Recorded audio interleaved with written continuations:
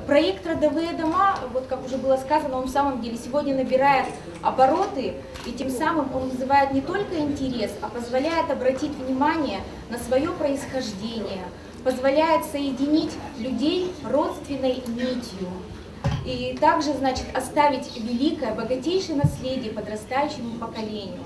Благодаря организаторам сегодняшней выставки мы окунемся в глубину веков и прочувствуем, насколько важно и необходимо знать свое происхождение. И огромное спасибо, слова признательности хочется выразить нашим землякам, которые вот как раз именно сохраняют, приумножают, берегут вот это наследие.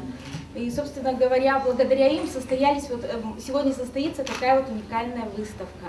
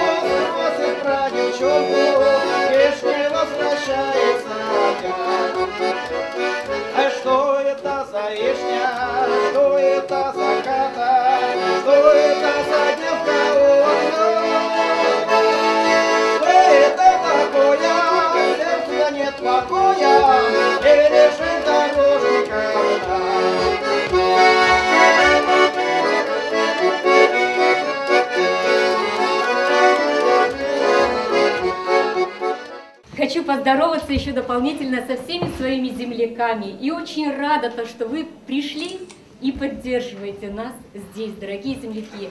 И приношу огромную благодарность всем гостям и организаторам этой выставки. Родовой дом. Для чего он направлен? Для чего он существует? На что направлен? Это в первую очередь сохранение родовой памяти. Родовая память настолько всеобъемлющий термин, оно включает все, чем богат род. Это и нравственные традиции, и духовное богатство, и владение мастерством, и искусством шитья, и традиции рода, которые передаются из поколения в поколение.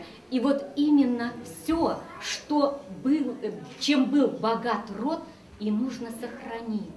Эту мудрость рода, передать ее нашим детям, нашим внукам, чтобы они не были Иванами, не помнящими родства.